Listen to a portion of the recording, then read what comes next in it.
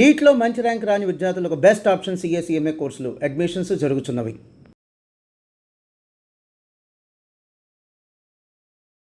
ప్రస్తుతం మనతో పాటు లైవ్ కాల్ అందుబాటులో ఉన్నారు డాక్టర్ ముఖర్జీ గారు. ఒకసారి డాక్టర్ గారితో మాట్లాడదాం. నిజంగానే కరోనా కేసులు పెరిగాయా? పెరగడానికి కారణం ఏంటి? ఇది సీజనల్గా వచ్చే డిసీజీనా, లేకపోతే గతంలో మనం చూసినట్లు ఒక పానిక్ సిచ్యుయేషన్ ఏమన్నా మళ్ళీ రాబోతోందా?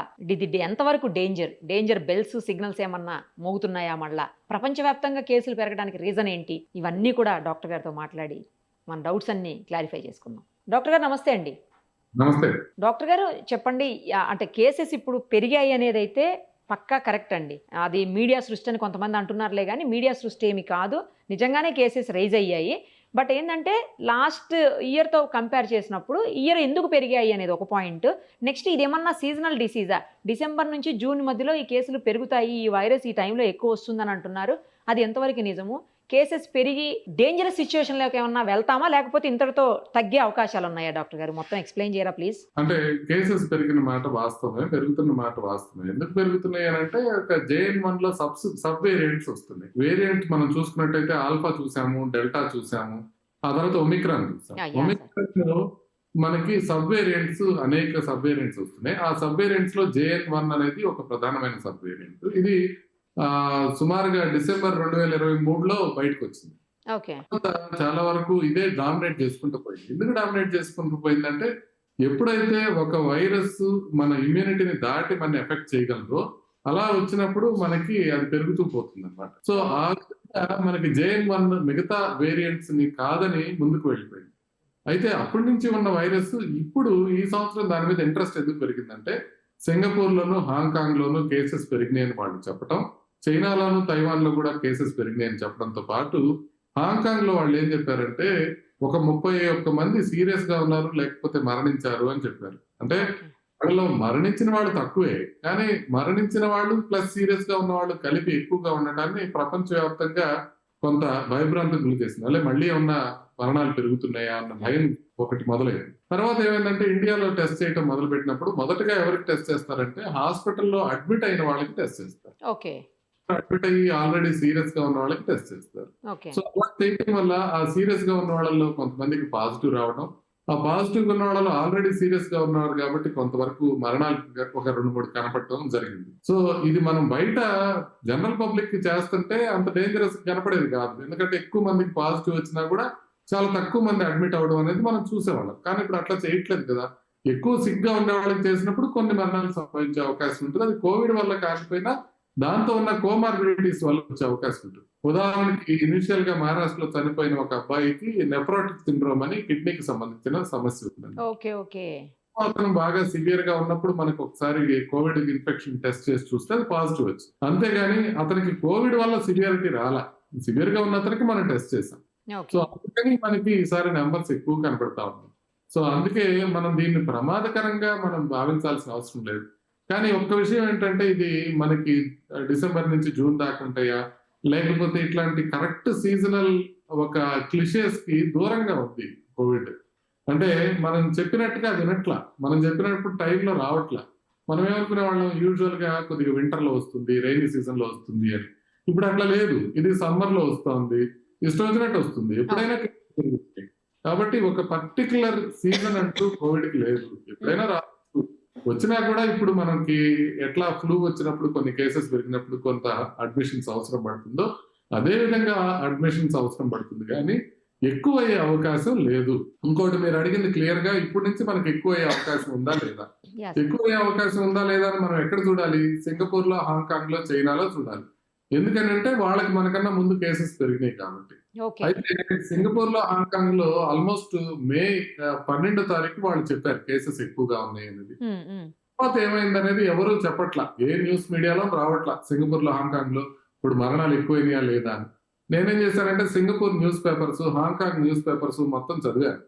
మొత్తం అయితే ఎక్కడ ఫ్రంట్ పేజ్ లో కోవిడ్ అనే న్యూసే లేదు. తర్వాత ఒక 2-3 రోజుల క్రితం వాళ్ళు సింగపూర్ లో వాళ్ళు చెప్పింది ఏంటంటే, ఇప్పుడు దాకా మనకు వస్తున్న దీంతో ఇప్పటికి పీక్ రీచ్ అయిపోయినట్టుగా కనిపిస్తుంది, తగ్గిపోతున్నాయి కేసెస్ అనేది చెప్పడం జరిగింది. అంటే ఒక వారంలో 14,000 పాజిటివ్ వచ్చినాయి సింగపూర్ లో. హాంకాంగ్ లో చూసుకుంటే టెస్ట్ పాజిటివిటీ పర్సెంటేజ్ 11 నుంచి 13% వరకు వచ్చింది. అక్కడి నుంచి కొంత మేరకు తగ్గటం బిగినైనాయి అనేది తెలుస్తా ఉంది. అదేవిధంగా చైనీస్ వార్తా సంస్థ కూడా నిన్న కాదు ఇవాళ డిక్లేర్ చేశారు. వాళ్ళు కూడా ఆల్రెడీ వచ్చిన కేసెస్ పీక్ రీచ్ అయిపోయినట్టు మాకు అనిపిస్తోంది, తగ్గటం బిగినైనట్టు మాకు అనిపిస్తోంది. కాబట్టి కొంత కేసు లోడ్ పెరిగినా, కొంత నెంబర్లు పెరిగినా కూడా అది మనం టెస్టులు పెంచడం వల్ల అవుతుంది కానీ మనం ఏదో ఒక రకంగా మళ్ళీ పాండమిక్ అవుతుందని కానీ లేకపోతే ఎక్కువగా వ్యాప్తి చెందుతుందని కానీ మనం భావించాల్సిన పని లేదు. ఒక్క ఇంపార్టెంట్ విషయం ఏంటంటే సింగపూర్ లో ఉన్న వేరియంట్, హాంకాంగ్ లో ఉన్న వేరియంట్ మైల్డ్ గా డిఫరెంట్. ఓకే. రెండు JN.1 సబ్ వేరియంట్స్ అయినప్పటికీ హాంకాంగ్ లో ఉన్నది ప్రధానంగా XBB అనే వేరియంట్, దాని నుంచి NB 1.8.1 అనేది వస్తుంది. సింగపూర్ లో ఉండేది ఏంటంటే LF7 అనేది వస్తుంది. NB 1.8.1 అనేది 2 కంట్రీస్ లో ఉంది. కాబట్టి కరెక్ట్గా ప్రభుత్వం తరపున చూడాల్సింది ఏంటంటే కొత్త వేరియంట్ ఏదైనా వచ్చే అవకాశం ఉందా, అదేమన్నా ప్రమాదకరంగా మారే అవకాశం ఉందా చూసుకోవాల్సిందే కానీ ఇప్పుడు దాకా ఉన్న దాఖలాల ప్రకారం ఇన్సకాగ్ అనే మన గవర్నమెంట్ సంస్థ చేసిన పరిశోధనల ప్రకారం కూడా ఇది JN.1 వేరియంటే, ఇది ఒమిక్రాన్ సబ్ వేరియంటే, దీనివల్ల బాగా ప్రమాదం అయ్యే అవకాశాలు చాలా చాలా చాలా తక్కువ. సార్ డాక్టర్ గారు ఒక విషయం క్లియర్గా చెప్పండి. ఇప్పుడు మళ్ళీ శానిటైజర్స్ లేకపోతే మాస్కులు వేసుకోవటం, లేదు అంటే ఎవరైతే ప్రెగ్నెంట్ ఉంటారో వాళ్ళు కానీ, చిన్న పిల్లలు, లేదు ఇతర ప్రాబ్లమ్స్ తోటి ఉండేవాళ్ళు, కోమార్బిడిటీస్ అంటాం కదా, అలాంటి వాటితో ఉండే వాళ్ళందరూ మళ్ళీ జాగ్రత్త పడాల్సిన అవసరం ఉందా? అలాగే వేరే దేశాలకు వెళ్ళినప్పుడు ఎలాంటి జాగ్రత్తలు తీసుకోవాలి? అంటే జాగ్రత్తగా ఉండాల్సిన అవసరం ఎప్పుడు ఉంది. అంటే కోవిడ్ కాకపోతే ఫ్లూ కాకపోతే బర్డ్ ఫ్లూ, ఏదో ఒక వైరస్ మనకి తగులుతూనే ఉంటాయి కాబట్టి కొంత శానిటేషన్, బేసిక్ హైజీన్ పాటించడం అనేది ఎప్పుడు అవసరం. ఇకపోతే మాస్క్లు ఎవరు పెట్టుకోవాలి అని అంటే మనకి ఎవరికైతే జలుబు చేసిందో వాళ్ళ వరకు మాస్క్ పెట్టుకుంటే చాలు, వాళ్ళు స్ప్రెడ్ చేయకుండా ఉంటే చాలు. మొత్తం ప్రజానికం అంతా మాస్కులు పెట్టుకోవాల్సిన అవసరం ఏం లేదు. ఒకవేళ జలుబు చేసింది, మీకు కోవిడ్ కాదో తెలియదు కాబట్టి కొంత ఐసోలేట్ అయి ఉంటే కొంతకాలం మీరు కంఫర్టబుల్ గా ఉంటే ఆ తర్వాత మీరు బయటకు రావచ్చు, అదేం ప్రాబ్లం లేదు. ఇకపోతే పిల్లల విషయంకి వస్తే పిల్లలు విడిగా ఏమి జాగ్రత్తలు తీసుకోవాల్సిన అవసరం ఏం లేదు. ప్రెగ్నెంట్ లేడీస్ కానివ్వండి, లేకపోతే బాగా ఏజ్డ్ గా ఉండి మల్టిపుల్ కోమార్బిడిటీస్ ఉన్నవాళ్ళు, అంటే బీపీ, షుగర్, కొలెస్ట్రాల్ కాకుండా గుండె జబ్బులు, కిడ్నీ జబ్బులు, క్యాన్సర్లు, HIV ఇలాంటివి ఉన్న వాళ్ళు మాత్రం కొంత కేర్ఫుల్ గా ఉండాల్సిన అవసరం ఉంది. ఎందుకంటే మనకి ఇంకా ఇవాల్వింగ్ సిచ్యుయేషన్ ఉంది కాబట్టి, ఇంకా కంప్లీట్ గా దీనికి మనకు దాఖలాలు తెలియదు కాబట్టి ఏ రకంగా మూవ్ అవుతుందో కొంచెం జాగ్రత్తలు తీసుకుంటే తప్పేం లేదు. అంటే ముందు వరుసలో ఎప్పుడు కూడా సీరియస్ రిస్క్ ఉన్న వాళ్ళు ఉండకూడదు అని నేను అనేది. మామూలుగా యూత్ అందరూ మామూలుగానే ఎదురికి తెచ్చుకుంటూ ఉంటారు దాన్ని ముందుగా బయట తిరిగి. బట్ బాగా ఏజ్ ఎక్కువ ఉండి మల్టిపుల్ కోమార్బిడిటీస్ ఉన్నవాళ్ళు, ఇప్పుడు మనం గమనిస్తాం కొంచెం కిడ్నీ ప్రాబ్లం ఉండి, హార్ట్ ఫెయిల్యూర్ ఉండి, ఎంత ఉన్నవాళ్ళు, చాలా జాగ్రత్తగా ఉన్నవాళ్ళు చిన్న జలుబు చేసినా కూడా వాళ్ళకి ప్రమాదం అవుతుంది. ప్రాబ్లం అవుతుంది. ఈ కోవిడ్ కూడా చిన్న ప్రాబ్లం వచ్చినా కూడా అది పెద్దదిగా పరిణమించకుండా ఉండటానికి వీళ్ళు కొంత కోమార్బిడిటీస్ ఉన్న వాళ్ళు కొన్ని రోజులు జాగ్రత్తగా ఉంటే సరిపోతుంది. మోస్ట్ ప్రాబ్లీ నెక్స్ట్ 10 days లో ఇది కంప్లీట్ క్లారిటీ వచ్చేస్తుంది. మోస్ట్ 90% ఇదేమీ ప్రమాదం కాదు అనేది, ఇక దీన్ని మళ్ళీ ఫర్దర్ గా చెక్ చేసుకోవాల్సిన అవసరం లేదనేది మనకి తెలిసే అవకాశం. వేరే కంట్రీస్ వెళ్ళేటప్పుడు అంటే టూరిస్టులు ముఖ్యంగా వాళ్ళు కొంచెం జాగ్రత్తగా, హాంకాంగ్ వెళ్లే వాళ్ళు మాత్రం కొంచెం అక్కడ వాళ్ళు మాస్క్ ని కొంత మ్యాండేట్ చేసినట్టుగా కనబడుతుంది. సార్ హాంకాంగ్, సింగపూర్, ఇంకా తైవాన్, చైనాలో ఇంకా అంత ఆంక్షలు లేవు కానీ హాంకాంగ్, సింగపూర్ మాత్రం కొద్దిగా ఆంక్షలు పెట్టారు. వాళ్ళు మాస్క్ పెట్టుకోవాలన్న ఆంక్ష మాత్రం పెట్టడం జరిగింది.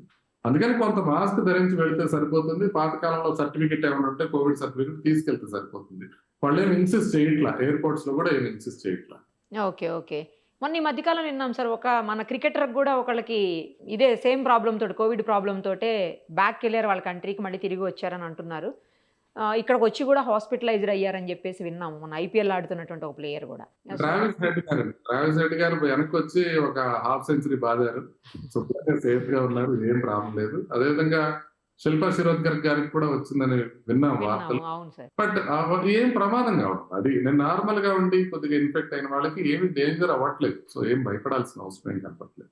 కాబట్టి పానిక్ అయిపోయి ఏదో జరిగిపోతుందనే టెన్షన్ అయితే అవసరం లేదు. అలాగే ప్రాణాల మీదకి వచ్చే పరిస్థితులు కూడా లేవు కదా సార్, ఆక్సిజన్ అవసరం పడేటువంటి సిచ్యుయేషన్స్ అయితే లేవు కదా, సాచురేషన్స్ పడిపోయి అవసరం 99% ఉండదు. అసలు ఏం భయపడాల్సిన అవసరం లేదు. రిలాక్స్ గా ఉండండి. కొన్ని రోజుల్లో నెక్స్ట్ 10 days లోనే ఈ హైప్ అంతా తగ్గిపోతుంది, ఏం ప్రమాదం ఉండదు అనే విషయం మనకి క్లియర్ గా తెలిసే అవకాశం ఉంది.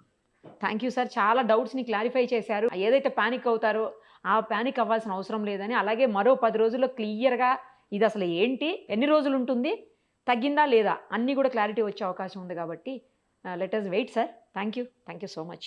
సుమన్ టీవీలో మీ పర్సనల్ అండ్ బిజినెస్ ప్రమోషన్స్ కోసం కింది నెంబర్కి కాంటాక్ట్ చేయండి.